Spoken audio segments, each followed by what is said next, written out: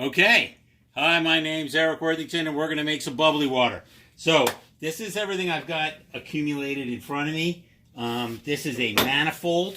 I got it on Amazon. I'll try to put a link on in the notes to point to the manifold that I've picked. This is the second one I've gotten.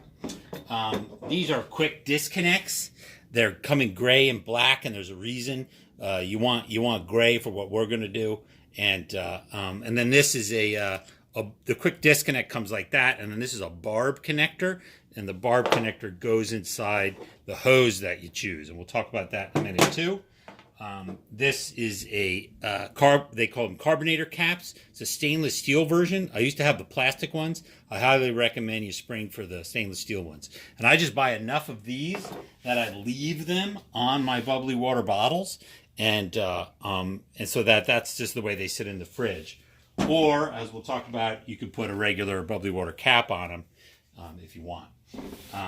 Other than that, I lube everything up with stuff called Molly Coat, which is a food grade. It's not silicone, but it helps keep from gas leaks of the carbon dioxide.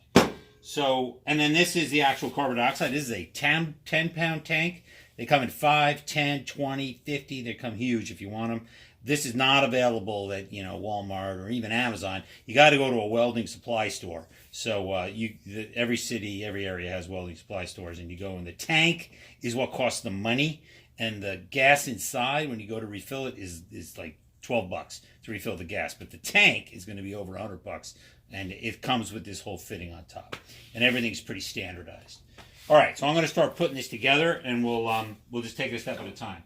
First thing I'm going to do is put the manifold on, and like I said, I like to put Molly Coat pretty much on everything. A nice thin amount.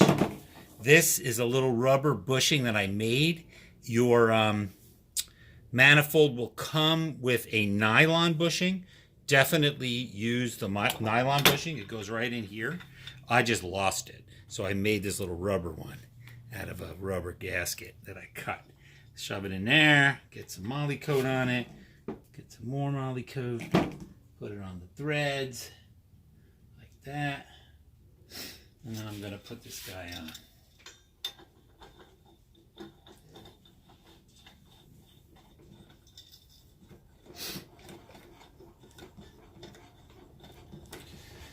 Just like that. Nothing needs to be like super hardcore tightened. You do obviously need to go past finger tight, and you do use a wrench, but kind of feel it. You don't want to strip anything. It's just you're just keeping a gas from leaking, so it's not super hardcore. So that's the beginning. Then out of the bottom here of the manifold, we're going to put this barb adapter, and right now I'll discuss the difference. This one has a threaded end. It's going to go in the manifold, and this barb is made to go onto these connectors.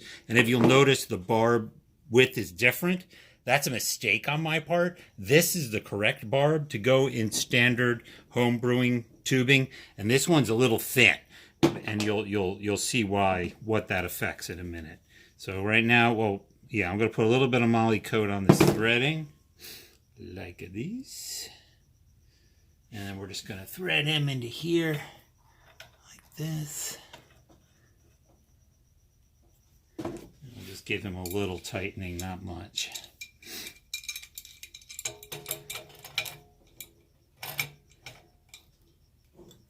Just like that, a little past snug. Then you have these, I can't remember what they're called, but to get the stainless ones that fit around a hose, and then they go up and over the barb. Now what you're going to notice is this one, I do put a little bit of Molly Coat on the barb too. I just put it on every place there's an airtight seal. And then this will slide on there pretty easy, but you can see how the tubing kind of bulged out a little bit. And actually this is even a little tight. I can't even get up and over it, so I'm going to loosen them up a little. Like this. Push them up over like that, get them up into the where you can tighten them down, and use a screwdriver, tighten them down. And I usually bake these pretty tight where you can see a dimple in the hose, like that, where it kind of dimples in. And then that's going to be airtight. Now the other side is a little different. Like I said, I got the wrong size barbs. So even though I put Molly coat on here, he's just going to slide in and out of this tube way too easily. Wait, you know what? I should put him on here first. Let's do that. So I'm going to put a little bit of scoop on there. Thread him onto here.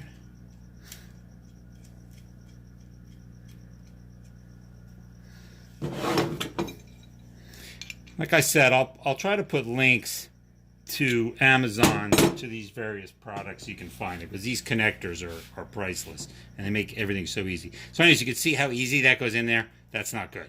You should have the larger barb size for standard home brewing standard size.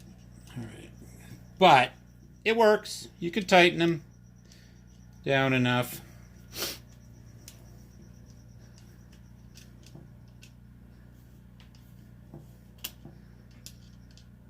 Just got to tighten them a little more than the other guy. So even though this kind of rotates, it's still going to be airtight, and I'll show you that in a second. So right now we are fully connected. So I'm going to open the valve on the tank, and I have this valve. Well, I did have him on actually. I'm going to turn him off. So we'll open up one section at a time, and you can watch what happens with these dials. On a valve system, I'll open them up. The dial on the that's directly opposite where your gas is coming from, that's what it's reading. So the one over here on the left is reading the tank pressure, and you can see the tank pressure is between 500 and 1,000 psi in the red there, which makes sense for a tank, very high pressure. But the valve is preset for like home brewing, and so the pressure is less than 40. See, that red is in the 40. That's 40 psi there. And you can control that with this knob here, and you will over time. You will want to adjust that. But the closer you get to 45, the closer you get to this safety. The safety is preset at about 45. I've seen a difference between different manifolds. So I'm going to pull on this, and it's a little. You'll hear the air come out. That's if it gets more than the safety valve's pressure, that's what you're going to hear. And so there's that. Then you can go ahead and open up this guy too. And you saw this guy jump a little. That was just the air going into the red hose as well. Like that. Now we're fully pressured from the tank through the manifold all the way through the red hose all the way to here. These guys work on that little pressurized pin down there. And so you'd have to push that in order to make it go. So let's jump right into our first bottle of water.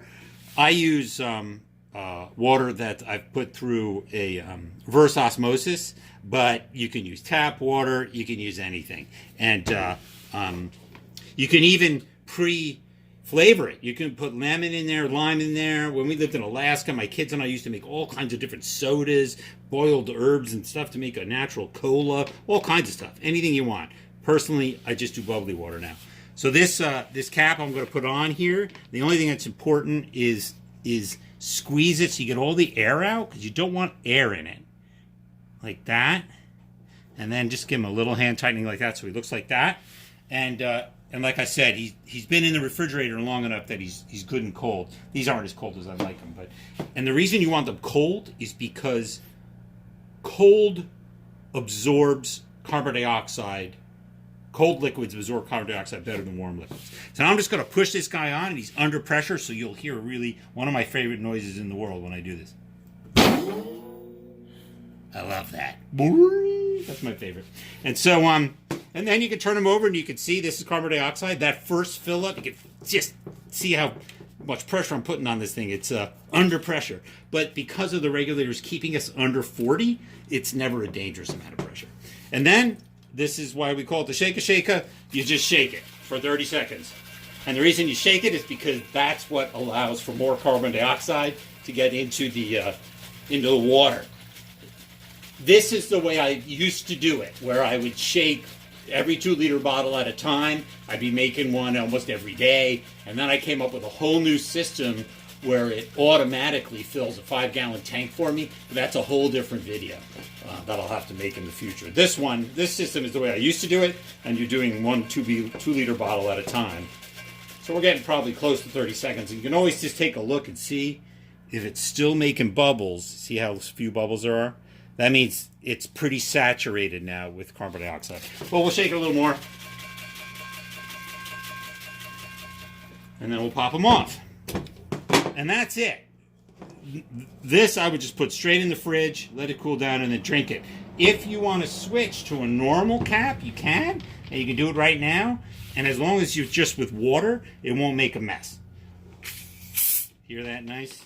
Very nice. And then you can just switch to a normal cap like that. And then we'll check that in a few seconds. You'll feel that that'll come back to pressure. So we'll do the same thing with this guy. We'll put the cap on him, back it off, squeeze out the air, shut it down, go to my favorite noise, and shake it. So the reason I just tend to keep them in the fridge, I buy extra of these stainless steel ones, is because of that little bit of loss. Just in changing from this cap to this cap, what if you don't drink that for a few days? Well, it just lost a little bit of CO2 just in that cap transfer. And this way, if you just leave with this cap on, you don't get that.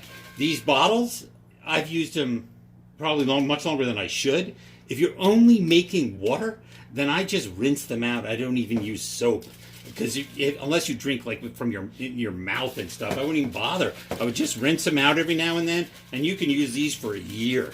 And you'll know when to change them out if they start getting too dirty and stuff. Shake them up.